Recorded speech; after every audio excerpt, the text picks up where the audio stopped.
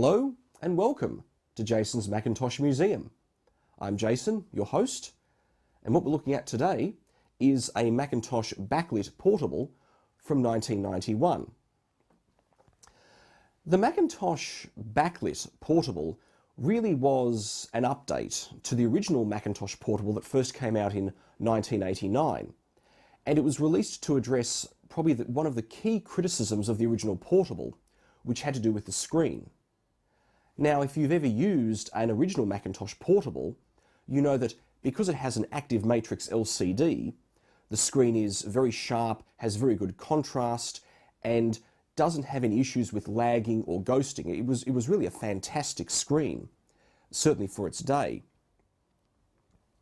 But the one issue that it had was to do with the lack of a backlight, which meant that unless you were in a very well-lit area, the screen was quite hard to read. And certainly if the lighting was low or if you were outdoors at night and tried to use it, it was impossible. With no backlight, you're relying entirely on the ambient light reflecting off the screen to actually allow you to see what's on the screen. So that was a bit of a problem.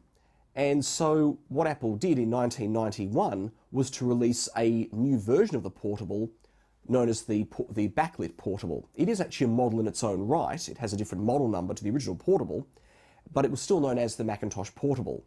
Now, there were some other differences between the original Portable and the Backlit Portable, mainly in the areas of reducing the cost of the machine. What Apple found with the original Portable was that a fair chunk of its cost was not just the active matrix screen, but also the memory.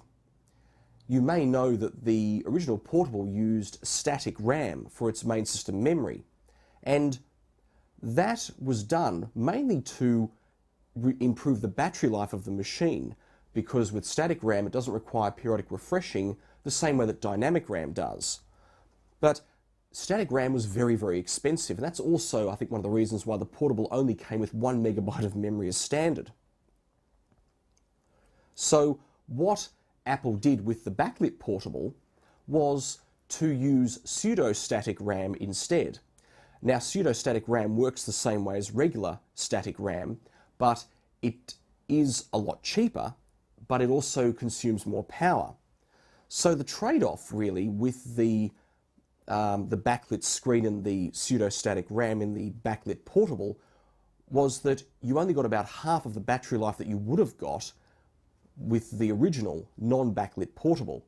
But as we'll see, because the screen is so much easier to see and use, I think that it more than makes up for it.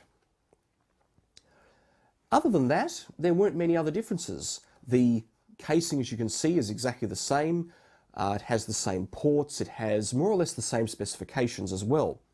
And those specifications were a Motorola 68000 CPU running at 16 megahertz, 1 megabyte of memory, pseudo-static RAM of course, expandable up to 8 megabytes, and you could have the Backlit Portable either with a single 1.4 megabyte floppy drive, the SuperDrive.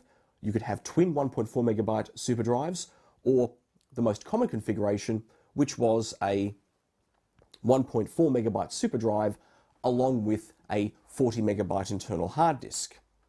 And it's also worth noting that the Backlit Portable had a relatively short production run. The original Macintosh Portable was introduced in late 1989 and ran all the way through until early 1991, but the Backlit Portable was introduced in February of 1991 and was discontinued in October of the same year, and that was the point at which the PowerBook line came out. So the Backlit Portable wasn't on the market for a very long time. So that's really all there is to say about the Macintosh Backlit Portable. So what we'll do now is we'll take a closer look at it.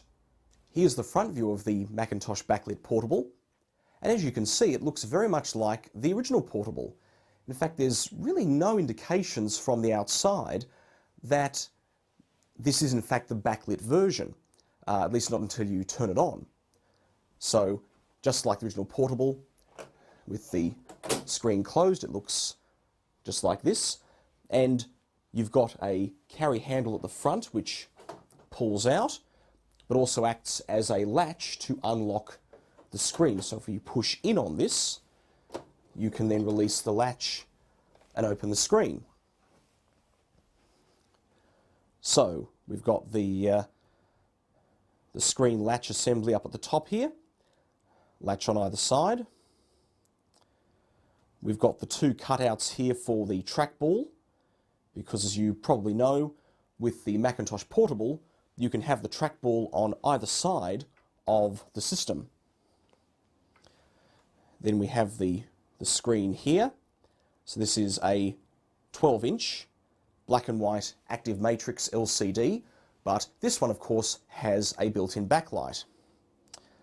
We've got the Apple logo down here and the Macintosh Portable. Ooh, focus.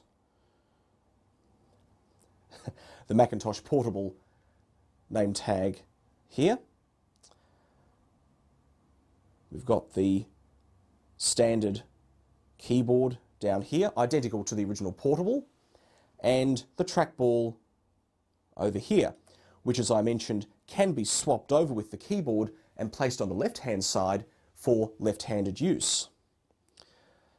So that's the front of the Backlit Portable. So if we turn this around,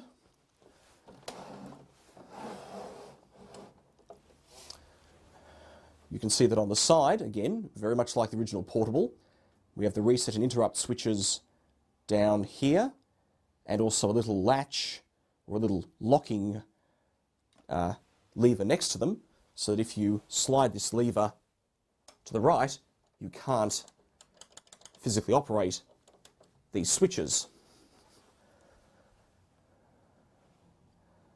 Other than that, from the side, it looks just like the original Portable.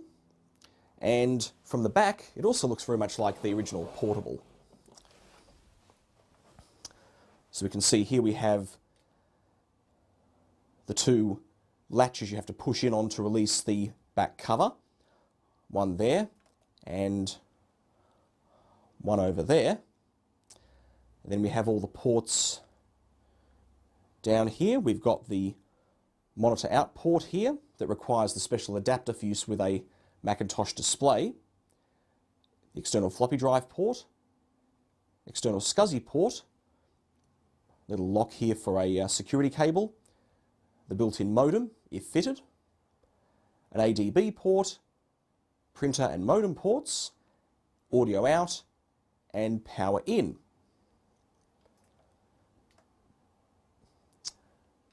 So that's the exterior of the Macintosh Backlit Portable. So what we'll do now is take it apart. I nearly forgot to show the underside view of the Backlit Portable. So this is the Portable tipped up on its end, and what we're looking at here is the bottom panel. So up in the top right hand corner here we have the serial number label. Now I believe, from what I can see here, that means that it was built in the 31st week of 1991 at Apple's Fremont, California factory, if I've decoded that correctly. And then down at the bottom, we have the actual information plate, which on this model, in fact, is not a label. It's actually cast into the plastic, or molded into the plastic, which I think is another clever way of Apple cutting costs there with this version. So you can see that it is the model number M5126, as opposed to the M5120, which was the original Portable. We have various certifications here: 7.5 volt input at 2 amps, assembled in USA, and all the other various information there.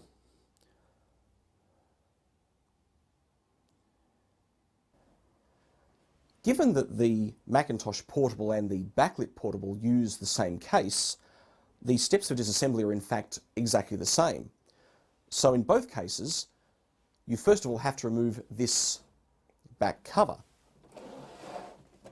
So to do that, we push in on these two plastic tabs to release the back of the back cover. It will pop up. Then you can hinge up and remove the back cover. The next step is to take out the battery. The battery cover is here. To remove that, push down on these two plastic tabs here, and the battery cover comes off. Now we can take the battery out. Notice that this is not the original battery. The original battery for a Macintosh Portable, being a sealed lead acid battery, is very, very hard to find, and certainly almost impossible to find one that will still hold a charge. So I've adapted a smaller battery in place of this, but with the original battery, you could just pull up on it to remove it from the system. With this battery, you have to pull up on it and disconnect these spade connectors. So we'll take the battery out. The next step would be to remove any expansion cards that might be in the system. So this one has a memory expansion card in it and also a modem card. So to take those out, grab a hold of each end and just gently rock it back and forth while pulling up to remove it. So there's the memory expansion card, and the same with the modem card. So there's the modem card. Now, at this point, we can't do anything else until we release the cables for the hard drive and the floppy drive, which actually go underneath the screen hinge and are connected on the other side of the screen hinge. So what we'll now do is open up the Portable, and we have to remove this plastic cover around the keyboard. To do that, you can stick a small flathead screwdriver into the two slots underneath the case. There's one just under here and one just under here. So I'll quickly insert that in there to pop up.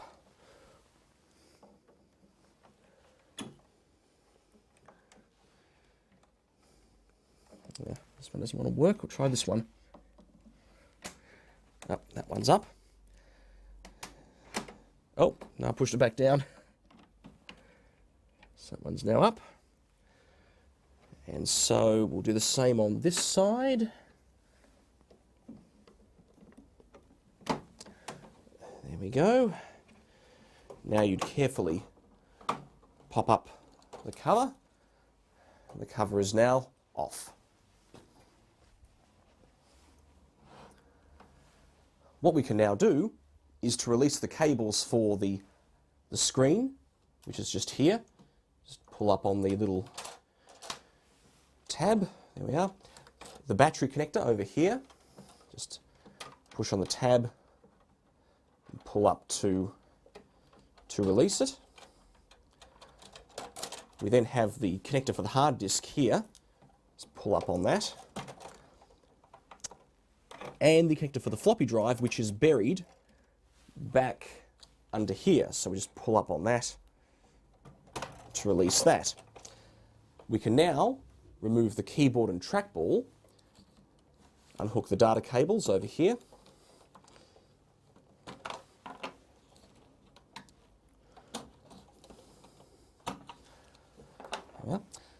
Now to take the keyboard out, you have to move each of these plastic clips backwards to free the keyboard.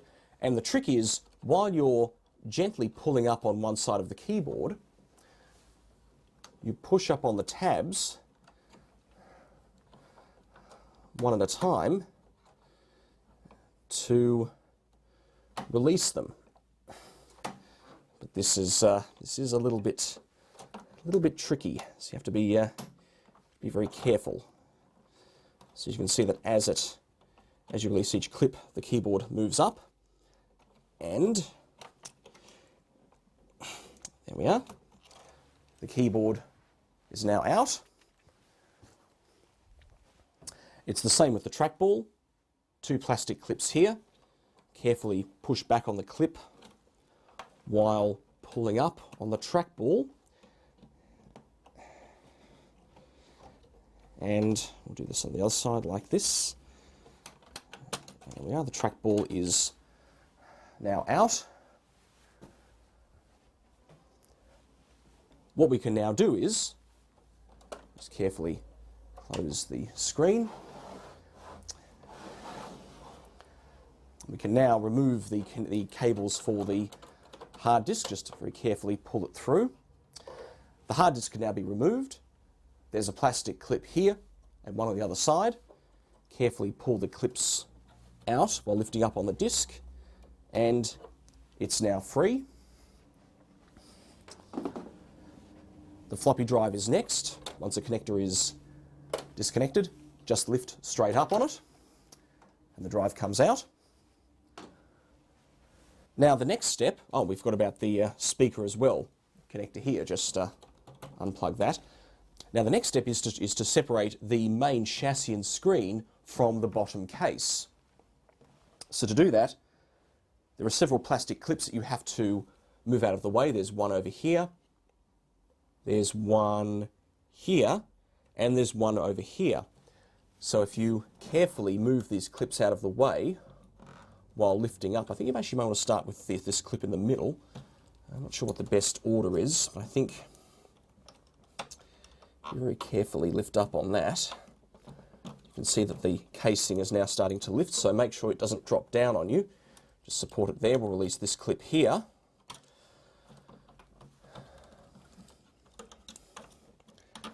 Push in on this one. This one's a little bit tricky. There we are. And then this one on the other side. Once you've released all 3 clips, you can rotate the chassis, which all comes out as a single unit. So I'll just put that aside. And finally, we have the bottom case. And as I mentioned in the previous video on the Macintosh Portable, this one actually has all the signatures of all the people who worked on the Portable, which is quite neat. You can see there. So anyhow, we'll put this aside now, and what we'll do is have a look at the logic board. Oh, actually, before we do that, let's remove the logic board from the screen and chassis. So to do that, we'll carefully close the screen, flip the whole assembly over. Ignore this red wire here, that was to repair a broken trace on the, on the logic board.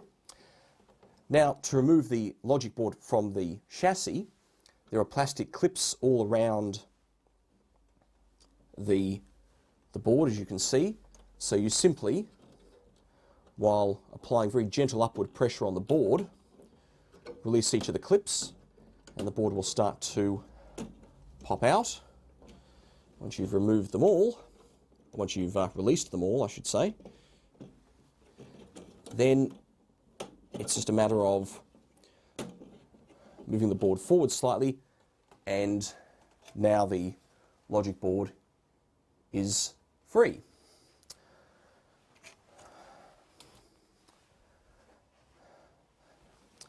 So what we'll do now is have a closer look at the logic board. Here is the logic board out of the Macintosh Backlit Portable, and if you've seen the logic board from the original Portable, you'll notice that there are a few small changes. So let's have a look at the board in a bit more detail.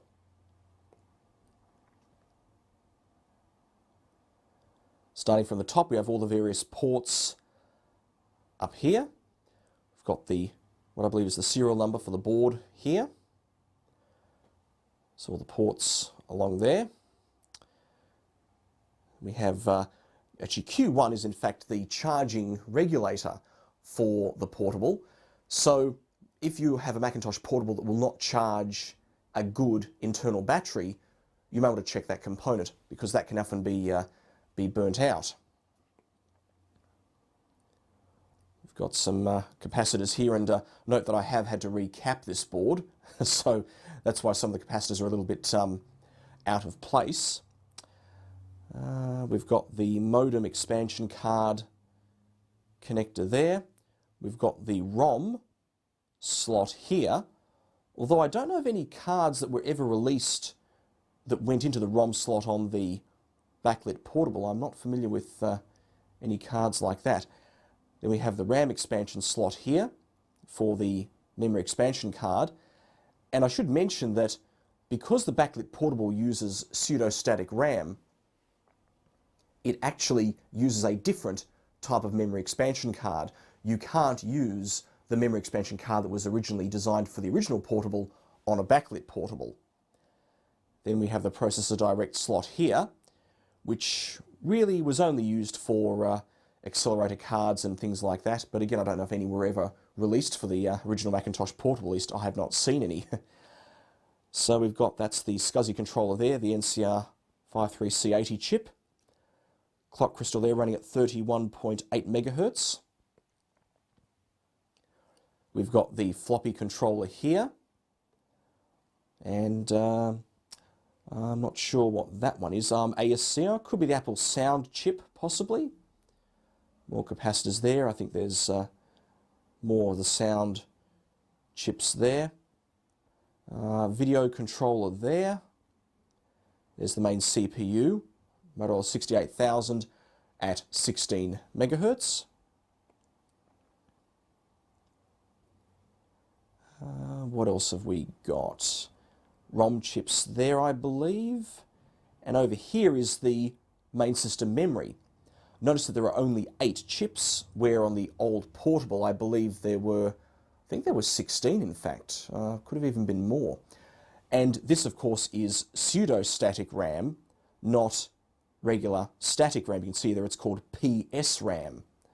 So that's another change they made with the Backlit Portable. Here we've got the connector for the keyboard or mouse or trackball on this side. Some more regulators here. The 2 floppy drive connectors. Connector for the internal hard disk and the display connector. And note that the display connector on the Backlit Portable is physically different from a regular portable.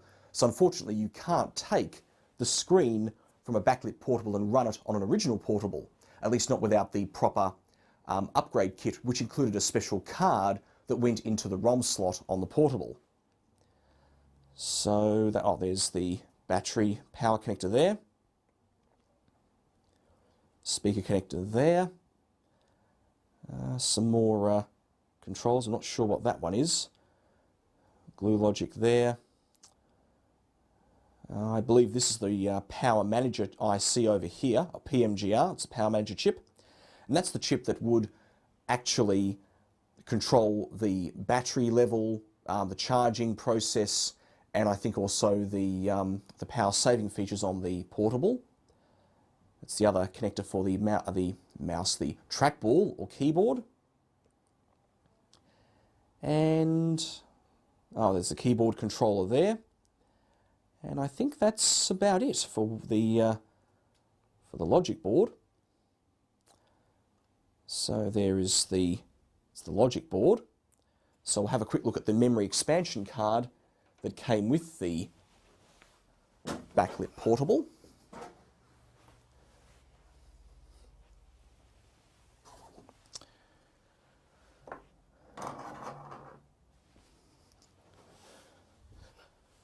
So here is the memory expansion card, and as I mentioned, it's physically different from the card used in the original portable, given that this, of course, being the Backlit Portable, uses a different type of memory.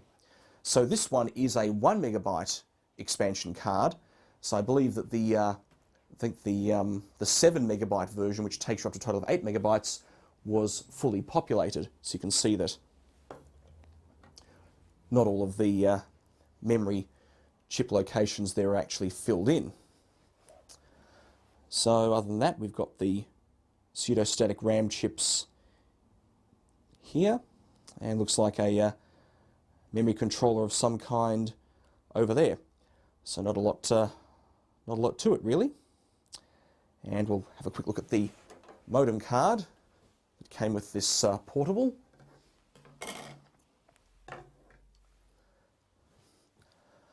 This, I believe, is a standard 2400 BPS modem, which I think is all that you would have had back in 91. Yep, Apple Computer Portable Data Modem 2400. Various controllers there. I'm not quite sure what these all do, but just a standard standard modem, copyright 1989.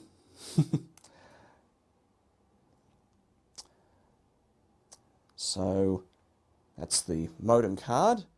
Now for the hard disk.